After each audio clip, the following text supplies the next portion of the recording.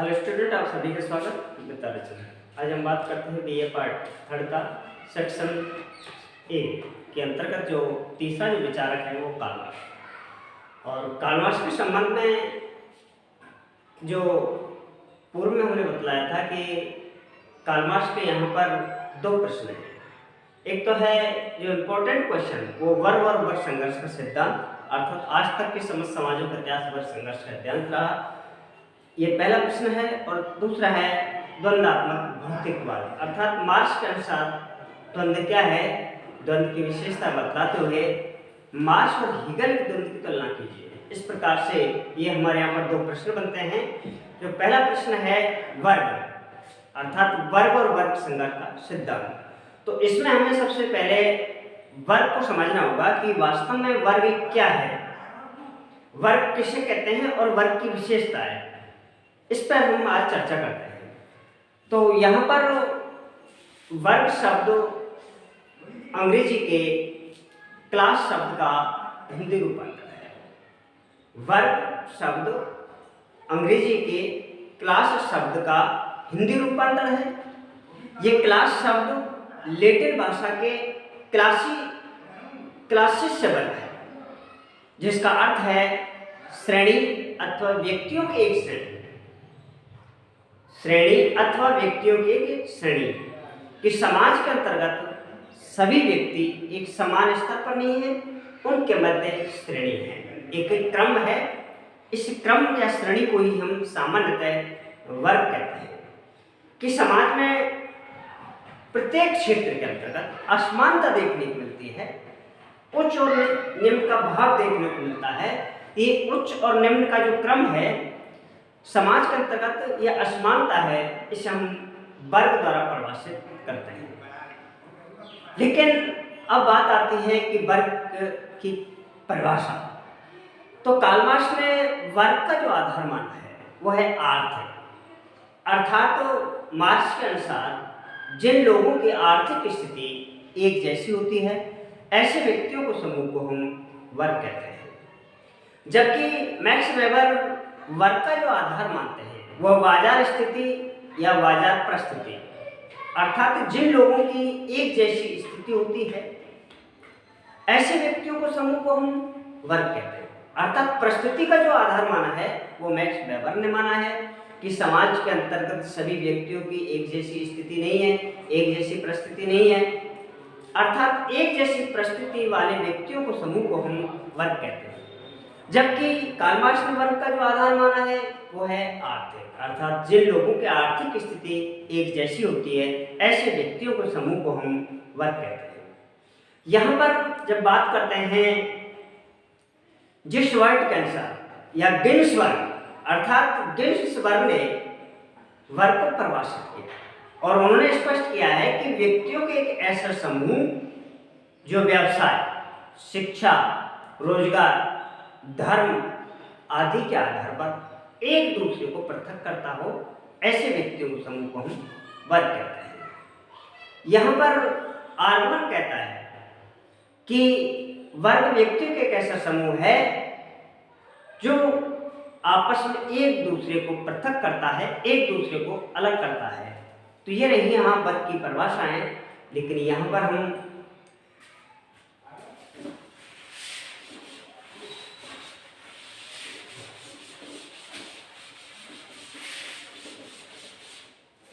आर्गमन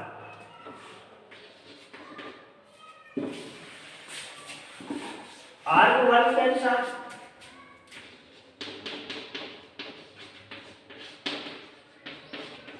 वर्ग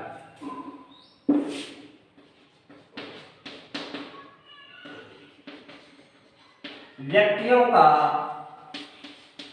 एक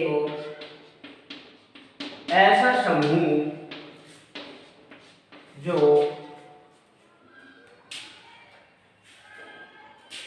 एक दूसरे को, व्यक्तियों का एक ऐसा समूह जो एक दूसरे को पृथक करता हो, वह वर्ग कहलाता है। यहाँ पर गेट्सवर्थ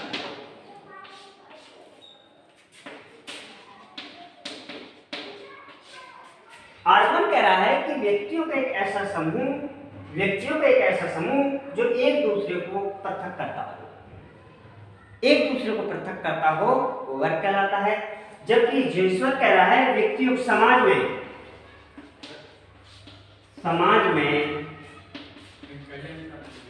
व्यक्तियों का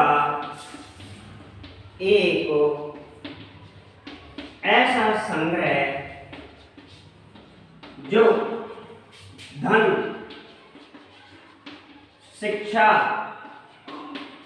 रोजगार, व्यवसाय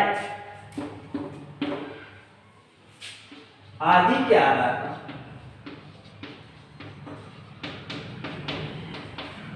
एक दूसरे को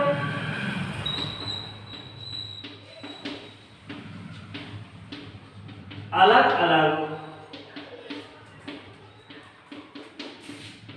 करता हो वह वर्ग कहलाता है।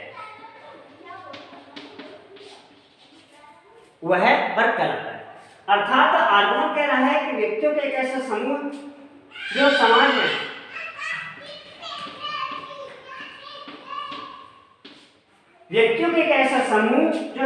में एक दूसरे को पृथक करता है, ऐसे व्यक्तियों को समूह को वर्ग कहते हैं।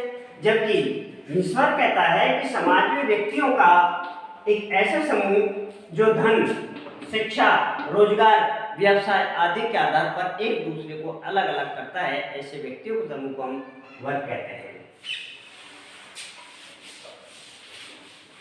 यहां पर मार्क्स ने वर्ग का आधार आर्थिक माना है। कार्ल मार्क्स ने वर्ग का जो आधार माना है वो आर्थिक माना है, अर्थात जिन लोगों की आर्थिक स्थिति एक समान है,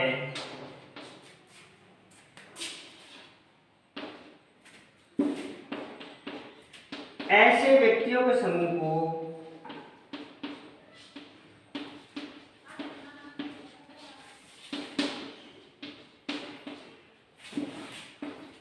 हम वर्ग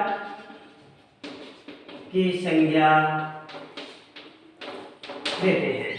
अर्थात जिन लोगों की आर्थिक स्थिति एक समान होती है, ऐसे व्यक्तियों को समूह को हम वर्ग की संज्ञा देते हैं। जबकि वेबर कह रहा है, मैक्स वेबर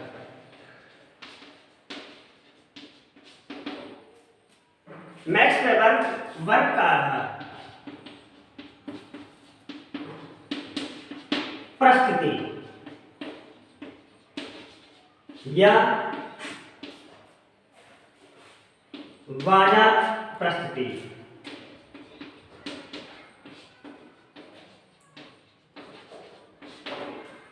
मैक्स वेबर ने वर्ग का जो आधार माना है वो बाजार परिस्थिति या बाजार परिस्थिति जिन लोगों की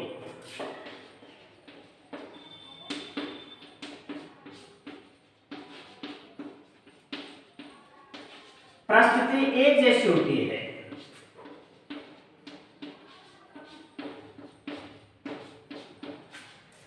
ऐसे व्यक्तियों को समूह को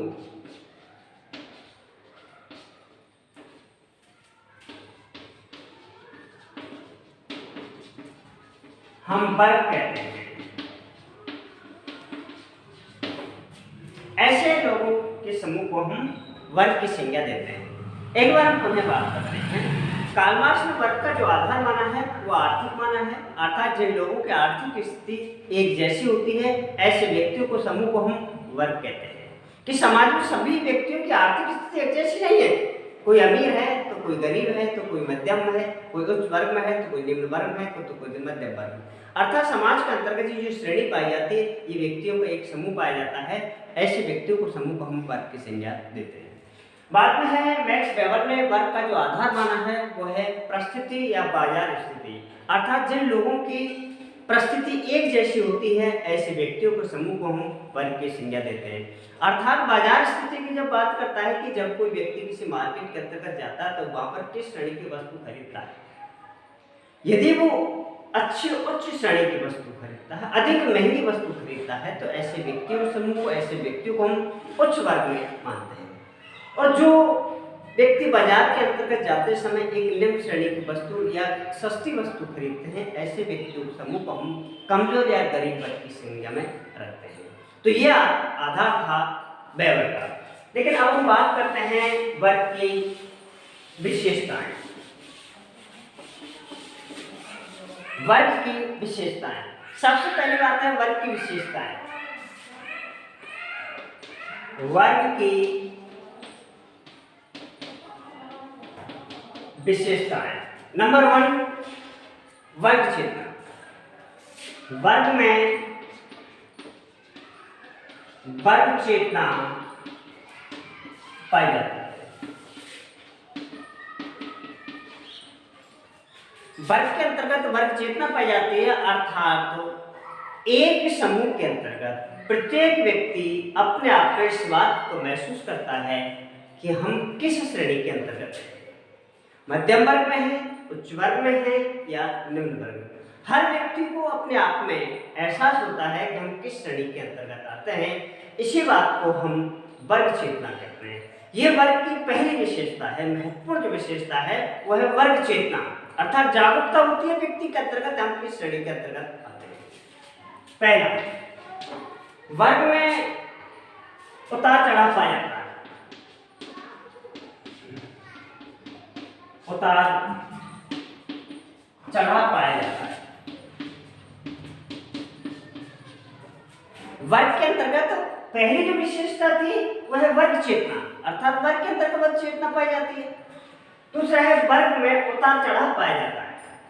उतार चढ़ाव पाया जाता है अर्थात कभी ऊपर तो कभी नीचे, तो कभी व्यक्ति अमीर तो कभी गरीब, तो कभी अमीर कभी मध्यम, इस प्रकार से समय के अनुसार व्यक्ति की स्थिति में श्रेणी में परिवर्तन होता रहता है। तीसरी विशेषता है वर्ग वस्तुपरक होता है।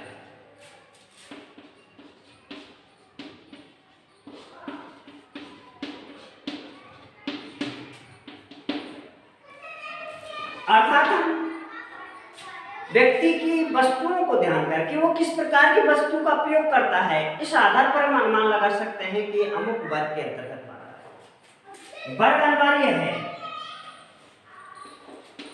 वर्ग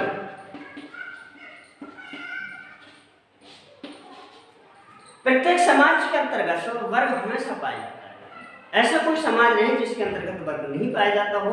कम या अधिक मात्रा में वर्ग अवश्य पाया जाता है। इसे हम कहते हैं वर्ग की अनिवार्यता। वर्ग अर्जित होता है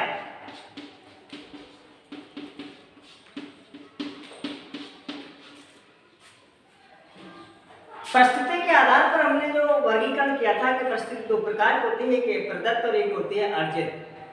अर्जित के अंतर्गत व्यक्ति अपनी योग्यता, क्षमता, कुशलता के आधार पर, अपने गुणों के आधार पर प्राप्त करता है।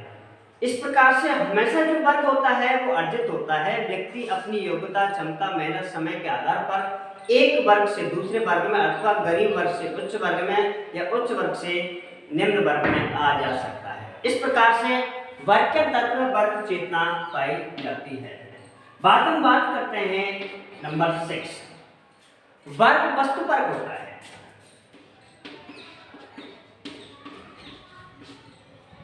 भौतिक होता है। वर्ग भौतिक होता है।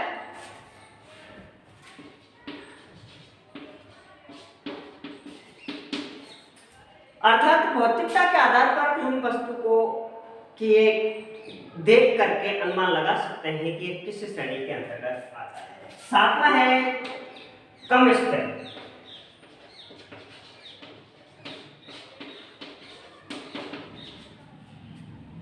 इधर आठवां है उपवर्ग। उपवर्ग वर्ग में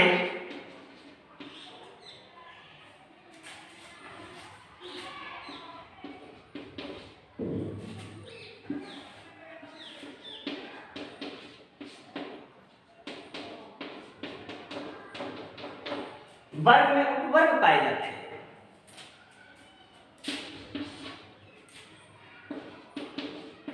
जन्म का महत्व नहीं।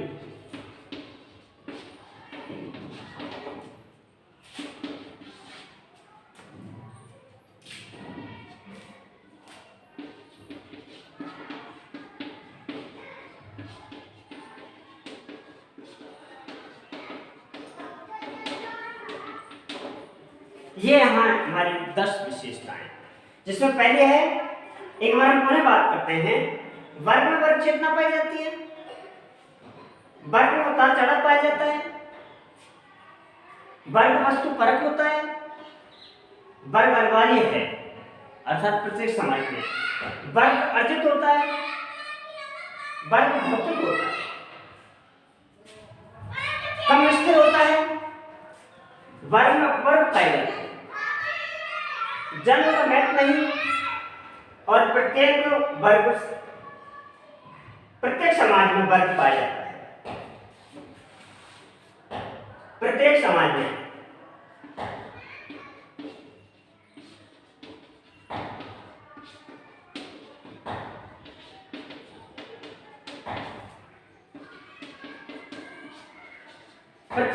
में वर्ग पाया जाता है। इस प्रकार से हमारे यहाँ पर रही आज वर्ग और वर्ग की विशेषता है कि वास्तव में है वर्ग क्या होता है और वर्ग की विशेषता।